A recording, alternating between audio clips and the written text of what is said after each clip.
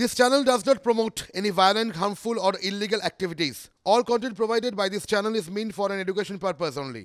পোকামাকড়ের মতো মৃত্যু রাস্তা দিয়ে হেঁটে যাচ্ছিলেন আচমকাই ধস নামে সোজা গিয়ে পড়েন পাইপলাইনের জন্য খোঁড়া গর্তে তারপর সব শেষ ধসে চাপা পড়ে মৃত্যু পিতৃহারা একরত্তির সন্তানেরা উন্নয়নের নামে ঠিকাদারের বিরুদ্ধে গাফিলতির অভিযোগ ক্ষোভে ফুঁসছে দেগঙ্গার মাটি কুমড়া মাঝের পাড়া।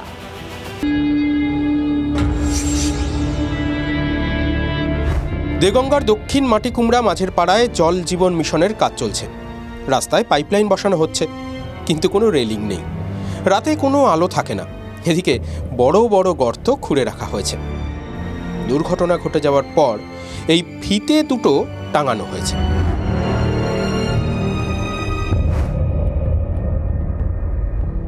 রবিবার রাতে এই রাস্তা দিয়ে হেঁটে যাচ্ছিলেন পেশায় দর্জির দোকানের কারিগর মোস্তাফা মণ্ডল। আচমকাই গর্তের পাশে ধস নামে সোজা গর্তে পড়ে যান মোস্তাফা। তার উপর মাটি চাপা পড়ে যায়। ছুটে আসেন এলাকাবাসী। গর্ত থেকে উদ্ধার করা হয় নিথর দেহ। গভীর রাতে এখানে আরও একটি বাইক দুর্ঘটনা ঘটে। ঠিকাদার সংস্থার বিরুদ্ধে ক্ষোভে ফুঁসছেন এলাকার মানুষ। হঠাৎ ধস নেমে নিয়েছিল, উপরে ধস নেমে পড়ে যাওয়ার পরে পাইপের মধ্যে পড়ে যায়। উপরের ঝুড়ো মাটি নেমে পুরো ঘাড়ে পড়ে যায়। এবার কাজ করার কোনো সিস্টেম নেই, রাত্রে কোনো ডুম নেই, পুরো অন্ধকার থাকে, আর কোনো র্যালি নেই। কাল রাত্রেও আবার একটা বাইকওয়ালা পুড়ে গেছে। সোমবার সকালে ঘটনাস্থলে আসেন দেগঙ্গার তৃণমূল সভাপতি। মোস্তাফার পরিবারের পাশে থাকার আশ্বাস দিয়েছেন তিনি। এজেন্সি কাজ করছিল আমাদের এই রোডে, সেই এজেন্সির এগেনস্টে একটা কমপ্লেন হচ্ছে। আমরা এই পরিবারের পাশে যেভাবে পারবো, যতটা পারবো আমরা সহযোগিতার জন্য আমরা থাকবো। কোনো রকম নিরাপত্তাজনিত ব্যবস্থা না নিয়ে কিভাবে পাইপলাইনের কাজ চলছিল? একটা প্রাণ চলে যাওয়ার পর এখন হুঁশ ফিরেছে প্রশাসনের। শুধু তো দেগঙ্গা নয়, এমন ঘটনা আরও ঘটছে। দিন তিনেক আগে মহেশতলায় ঠিকাদার সংস্থার গাফিলতিতে দুর্ঘটনা ঘটে। রাস্তার মাঝের কালভার্ট অসম্পূর্ণ রেখে চলে গিয়েছিল ঠিকাদার সংস্থা। অন্ধকার থাকায় রাস্তার মাঝের গর্ত দেখতে না পাওয়ায় বাইক দুর্ঘটনায় একজনের প্রাণ যায়। প্রশ্ন হচ্ছে, কেন এত বেপরোয়া ঠিকাদার সংস্থাগুলো? আক্ষেপের সুরে নেতাদের আশ্বাস, মৃতের পরিবারের পাশে থাকবেন। তারা পাশে আছেন, কিন্তু তাতে কি স্বজনহারা পরিবারের বুকের জ্বালা মিটবে? উত্তর 24 পরগনা থেকে দীপঙ্কর দাসের রিপোর্ট, TV9 বাংলা।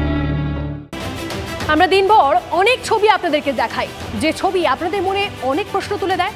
এবারও একটা ছবি দেখাবো আপনাদের, যে ছবি অনায়াসে কোনো কুইজ কন্টেস্টে ব্যবহার করা যেতে পারে।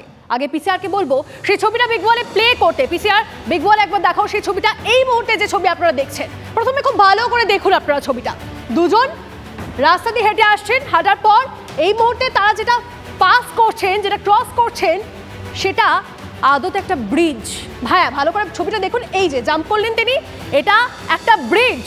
হ্যাঁ, ঠিকই ধরছেন। আচ্ছা, এই প্রশ্ন হতেই পারে যে এরকম প্রশ্ন কোনো কুইজ কন্টেস্টে হতেই পারে, যেটা কি সে ছবি কিছুই বোঝা যাচ্ছে না, তাই না? না, ভাববেন না। এই দুজন দিনে দুপুরে কুমির ডাঙ্গা খেলছে। তারা আসলে নদী পারাপার করছেন, তাও একটা ব্রিজের মাধ্যমে। কোথায় ব্রিজ, এই প্রশ্নই বারবার করে উঠছে, তাই না? দেখুন, শুধুমাত্র এরাই নয়, ওই এলাকার সব বাসিন্দা, সবাই এভাবেই নদী পারাপার করে। বাঁকুড়ার দ্বারকেশ্বর নদের ওপর কয়েক কোটি টাকা খরচ করে ঠিক এই সেতুটা তৈরি করা হয়েছিল। হ্যাঁ, এটা একটা সেতু। নিশ্চয়ই আপনাদের মনে প্রশ্ন উঠছে, সেই সেতুর এমন হাল হলো কি করে? তাহলে দেখুন TV9 বাংলার এক্সক্লুসিভ একটা রিপোর্ট।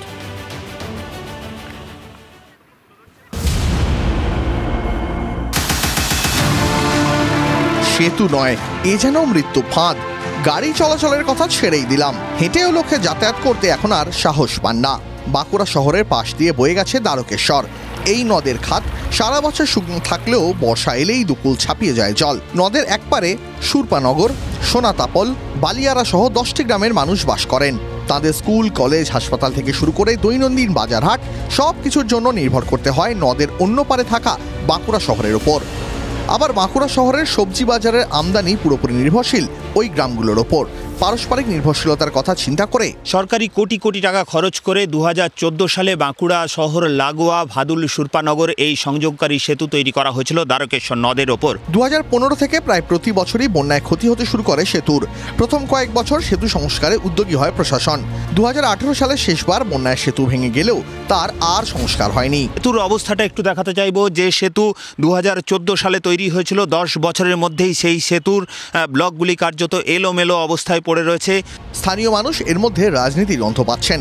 তাদের অভিযোগ 2019-এর ভোটে বিষ্ণুপুর লোকসভা ও 2021-এ ওন্দা বিধানসভা বিজেপির হাতে চলে যাওয়ায় এই সেতু আর সংস্কারে উদ্যোগী হয়নি রাজ্য সরকার। এটা অ্যাকচুয়ালি হাইট করে পাইলিং করে পিলার দিয়ে পরে ব্রিজ হওয়ার আমরা দাবি করেছিলাম, সেটা হয়নি। রিপেয়ারিং হয়েছে, আবার চলে গেছে।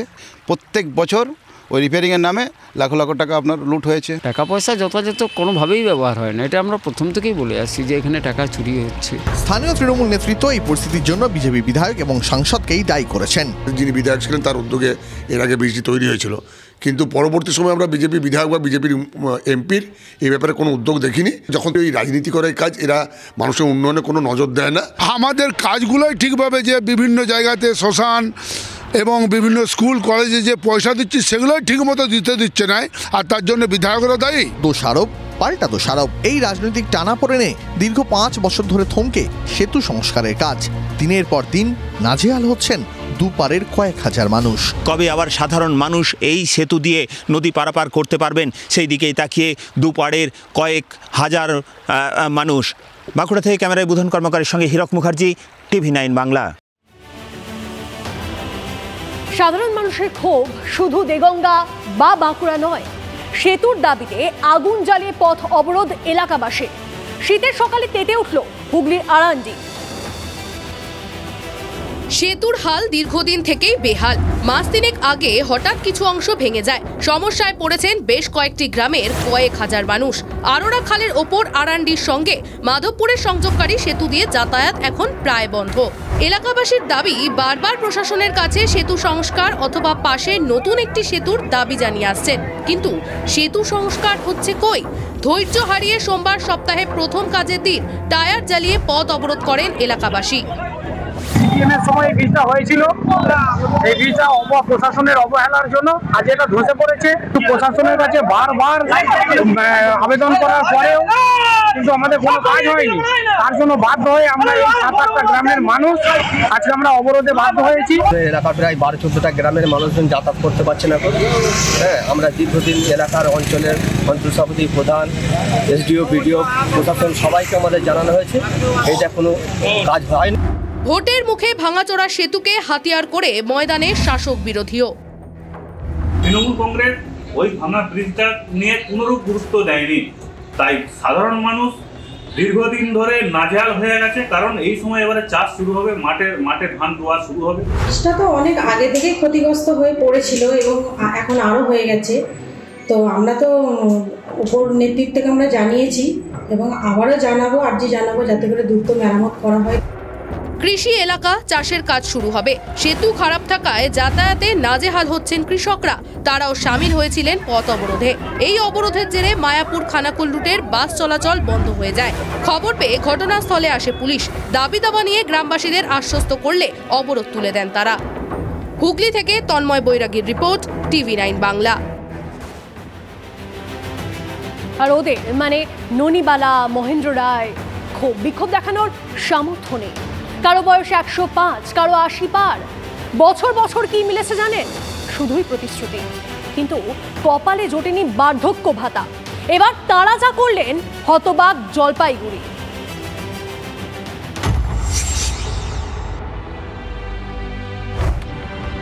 কারোর 80, কারোর 100 বছর। শরীর ও মনে বার্ধক্য থাবা বসিয়েছে।